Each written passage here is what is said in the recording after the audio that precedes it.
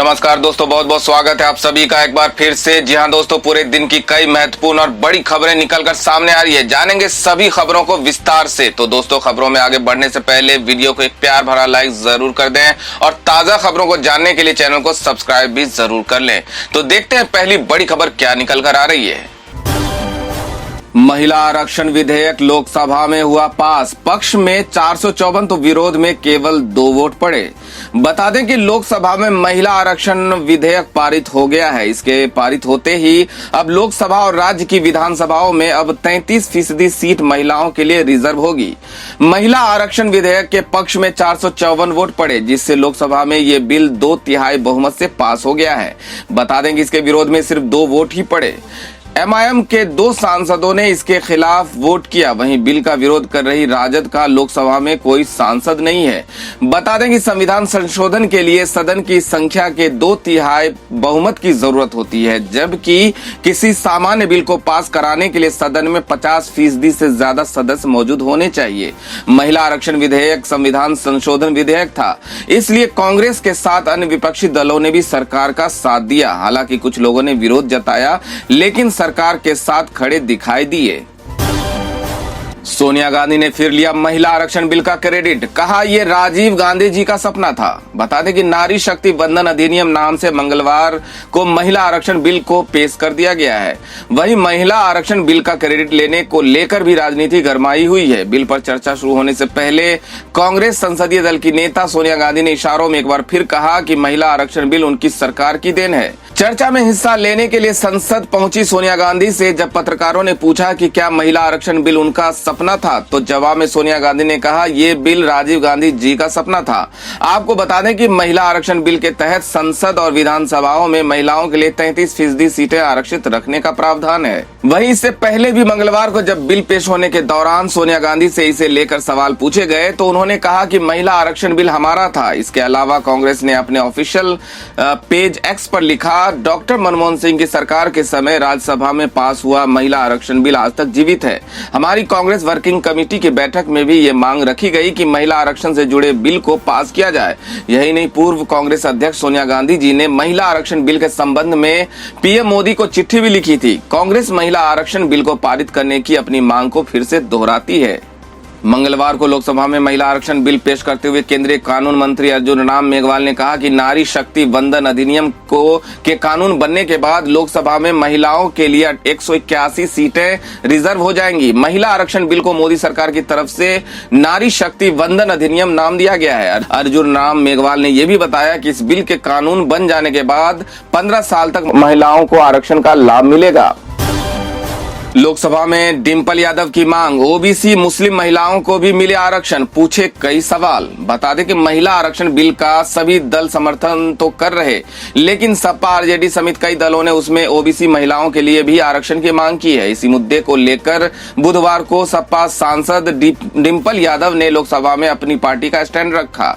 डिंपल ने कहा कि समाजवादी पार्टी की हमेशा ये मांग रही थी कि ओबीसी और अल्पसंख्यक महिलाओं को भी इसका लाभ दिया जाए। हम पूछना चाहते हैं कि विधानसभा और विधान परिषद में यह आरक्षण लागू होगा या नहीं। पिछले 13 साल से यह बिल लटका हुआ था। अब जब मोदी सरकार के 10 साल पूरे होने जा रहे हैं तो बीजेपी को महिलाओं की याद आई है। उन्होंने कहा कि मैं ये पूछना चाहती हूं कि आने वाले लोकसभा चुनाव में ये लागू हो पाएगा या नहीं। ये 5 राज्यों में होने वाले विधानसभा चुनाव में लागू हो पाएगा या नहीं। डिंपल यादव ने कहा कि ये सवाल भी जनगणना कब होगी, साथ ही जातीय जनगणना होगी या नहीं।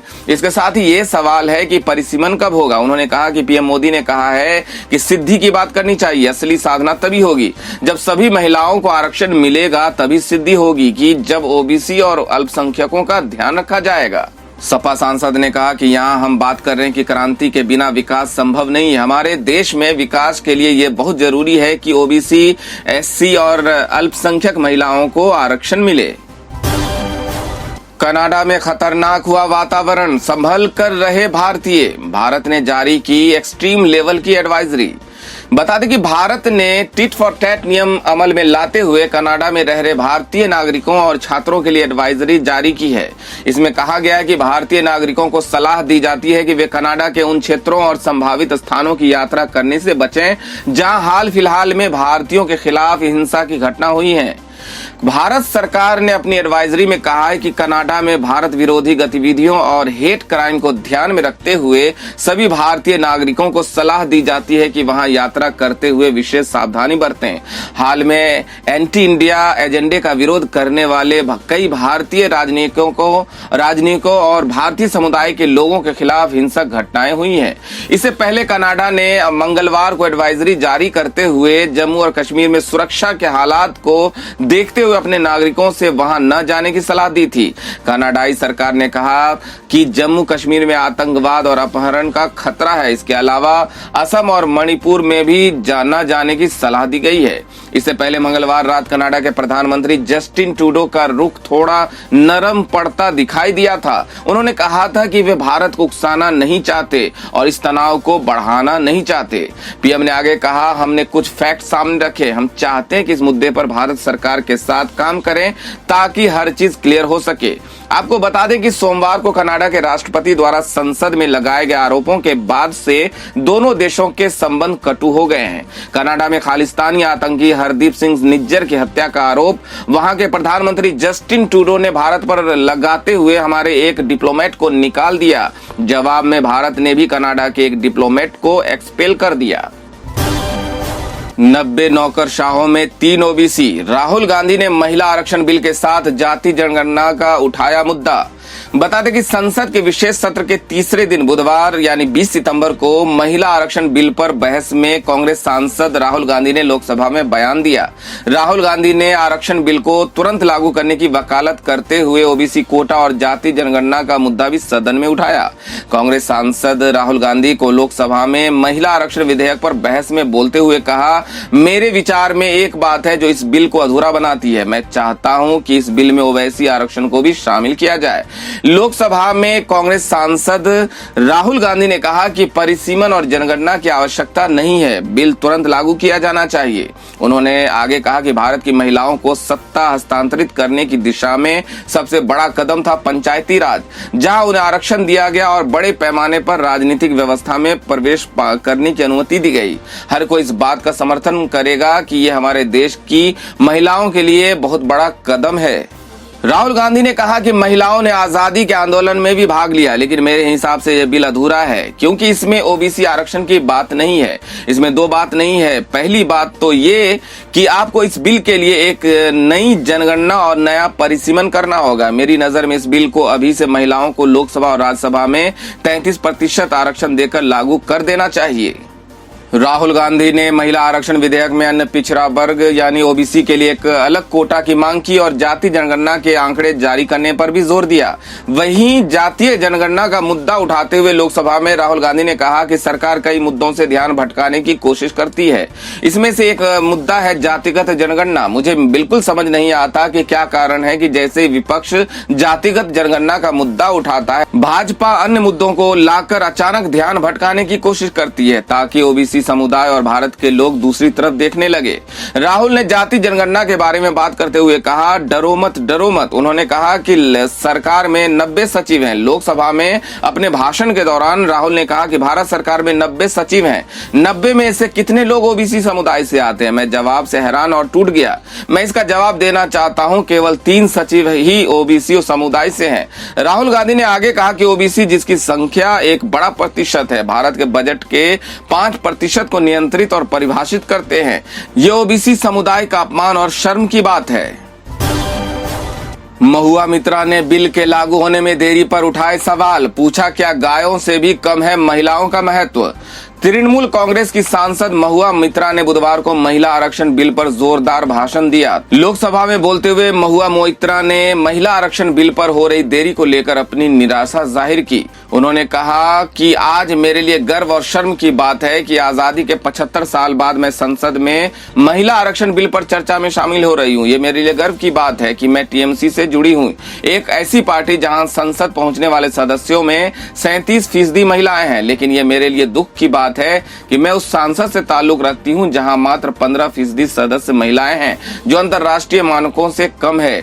तृणमूल कांग्रेस सांसद ने मुस्लिम और दलितों का जिक्र करते हुए कहा कि महिला सांसदों में मुस्लिम और दलितों का प्रतिनिधित्व न के बराबर है। 1952 से 2004 तक केवल 8 मुस्लिम महिलाएं लोकसभा के लिए निर्वाचित हुई, कई बार निर्वाचित हुई। इस समय केवल 2 मुस्लिम महिलाएं लोकसभा में हैं और दोनों पश्चिम बंगाल से टीएमसी की हैं। उन्होंने इस बात पर प्रकाश डाला कि पिछले आम चुनाव में पुरुष और महिला मतदान की संख्या लगभग समान थी, लेकिन महिलाओं की उम्मीदवारी बेहद कम थी।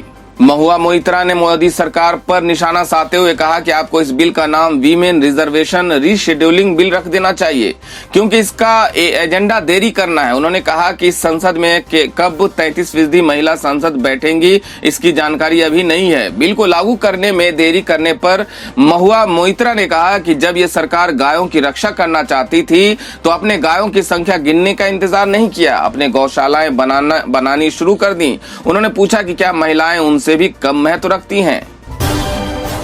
उदयनिधि स्टालिन ने राष्ट्रपति से जोड़कर बताया सनातन धर्म, नए संसद भवन पर दिया ये बयान। बता दें कि सनातन धर्म की डेंगू मलेरिया से तुलना करके सियासी बवाल खड़ा करने वाले तमिलनाडु के मंत्री और सीएम एमके स्टालिन के बेटे उदयनिधि ने अब राष्ट्रपति द्रौपदी मुर्मू को बयान दिया है। उदयनिधि ने नई संसद के उद्घाटन में राष्ट्रपति द्रौपदी मुर्मू को न बुलाने को सनातन धर्म से जोड़ा है। सनातन धर्म को लेकर अपने बयान पर घिरे डीएमके नेता उदयनिधि स्टालिन ने जहां माफी मांगने से साफ इनकार कर दिया है, वहीं अब उन्होंने कहा कि राष्ट्रपति द्रौपदी मुर्मू को नई संसद के दौरे के लिए नहीं बुलाना सनातन धर्म का उदाहरण है। मदुरै में डीएमके यूथ विंग की एक बैठक में उन्होंने कहा कि सबने नई संसद का दौरा किया, लेकिन हमारे राष्ट्रपति को आमंत्रित नहीं किया गया।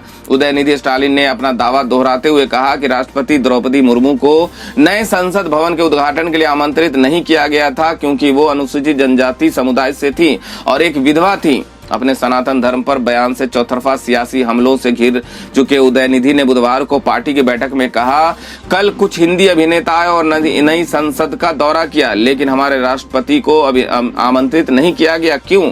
क्योंकि द्रौपदी मुर्मू एक आदिवासी समुदाय से हैं, क्योंकि वो एक विधवा है, इसे हम सनातन धर्म कहते हैं। पार्टी कार्यकर्ताओं के समारोह को संबोधित करते हुए उदयनिधि ने कहा कि द्रमुक जन्म से लोगों के बीच समानता के लिए लड़ना जारी रखेगी। उन्होंने कहा कि नए संसद भवन के उद्घाटन की पूर्व संध्या पर सेनगोल पेश करने के लिए तमिलनाडु से धार्मिक प्रमुखों को नली भेजा गया था, लेकिन राष्ट्रपति जो देश के प्रथम नागरिक हैं उनको आमंत्रित नहीं किया गया। दोस्तों, सनातन धर्म के बारे में उदयनिधि स्टालिन द्वारा की जा रही इस तरह की बातों के बारे में आप क्या सोचते हैं? अपने विचार हमें कमेंट करके जरूर बताएं। बढ़ते हैं अगली बड़ी खबर की ओर। आम आदमी पार्टी का मोदी सरकार पर बड़ा आरोप, कहा इसरो की तरह G20 के कर्मचारियों को भी नहीं मिला वेतन। बता दें कि चंद्रयान 3 की सफलता पर लोगों ने पटाखे जलाए, एक दूसरे को बधाइयां दी। वहीं G20 के आयोजन पर भी देश ही नहीं दुनिया भर में भारत की जमकर तारीफ हुई, लेकिन जिन इंजीनियर्स ने चंद्रयान 3 के लिए लॉन्च पैड बनाया था और G20 के लिए भारत मंडपम को सजाया था, उन कर्मचारियों को अभी तक सैलरी नहीं मिली है। G20 के लिए भारत मंडपम की देखरेख करने वाली कंपनी के कर्मचारियों के मंगलवार 19 सितंबर को वेतन न दिए जाने का आरोप लगाते हुए प्रगति मैदान के बाहर प्रदर्शन किया। तो वहीं चंद्रयान 3 के लिए लॉन्च पैड बनाने वाले इंजीनियर्स पिछले 18 महीने से पैसे के लिए मोहताज हैं। ऐसी खबरें आ रही है कि इंजीनियर्स इडली बेचने के लिए मजबूर हैं। वहीं अब इन लोगों का मुद्दा आम आदमी पार्टी ने उठाया और केंद्र की मोदी सरकार की तीखी आलोचना की है।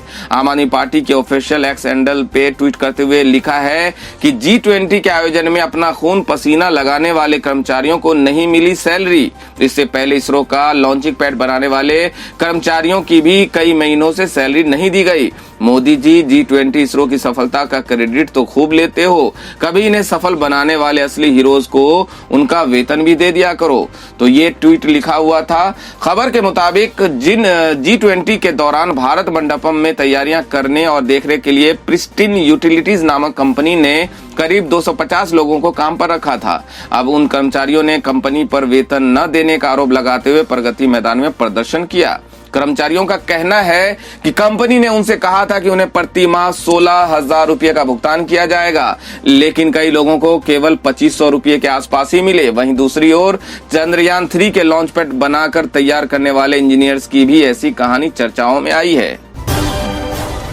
यूपीपीएससी रिक्रूटमेंट 2023 अपर निजी सचिव के 328 पदों पर भर्ती, जल्द शुरू होगी आवेदन। बता दें उत्तर प्रदेश लोक सेवा आयोग यानी यूपीपीएससी ने अपर निजी सचिव एपीएस के 328 पदों पर भर्ती निकाली है। जारी अधिसूचना के मुताबिक इन रिक्तियों के लिए ऑनलाइन आवेदन प्रक्रिया 19 सितंबर से शुरू होने वाली है। इच्छुक और योग्य उम्मीदवार आधिकारिक वेबसाइट पर जाकर इन रिक्तियों के लिए आवेदन कर सकते हैं। आधिकारिक वेबसाइट uppsc.up.nic.in पर जाकर इन रिक्तियों के लिए आवेदन कर सकते हैं। यूपीपीएससी एपीएस भर्ती 2023 के लिए उम्मीदवार की आयु 21 वर्ष से कम नहीं होनी चाहिए और 40 वर्ष से ज्यादा नहीं होनी चाहिए। यूपीपीएससी अतिरिक्त निजी सचिव परीक्षा नियम 2023 के अनुसार उम्मीदवारों को आयु में अतिरिक्त छूट दी जाएगी। वहीं उम्मीदवार ध्यान रखें कि इस भर्ती के लिए आवेदन करने की अंतिम तिथि 19 अक्टूबर 2023 है। तो दोस्तों, क्या आप भी सरकारी नौकरी की तलाश में या एग्जाम की तैयारी करते हैं? आप किस एग्जाम की तैयारी करते हैं, आप हमें कमेंट में जरूर बताएं, जिससे संबंधित हम अपडेट आपको बता सकें। बढ़ते हैं अगली बड़ी खबर की ओर। तेलंगाना सरकार का ऐलान, मुस्लिम धोबियों को मिलेगी 250 यूनिट मुफ्त बिजली। बता दें कि तेलंगाना सरकार ने मुस्लिम धोबियों को लेकर बड़ा ऐलान किया है। सरकार ने ऐलान किया है कि अब मुस्लिम धोबियों को हर महीने 250 यूनिट बिजली फ्री मिलेगी।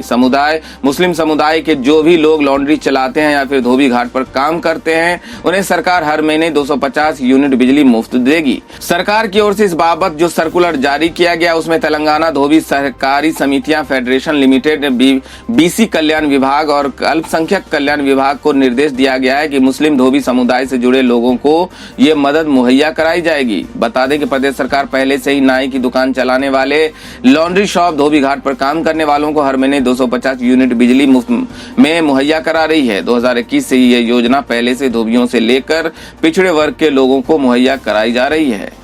दरअसल हैदराबाद से लोकसभा सांसद असदुद्दीन ओवैसी ने कहा था कि मुस्लिम समुदाय से जुड़े धोबी समुदाय के लोग हैं, भी पिछड़े वर्ग से जुड़े स्कीम का लाभ मिलना चाहिए। जिसके बाद तेलंगाना के मुख्यमंत्री चंद्रशेखर राव ने मुस्लिम धोबियों को मुफ्त 250 यूनिट बिजली मुहैया कराने का ऐलान किया है।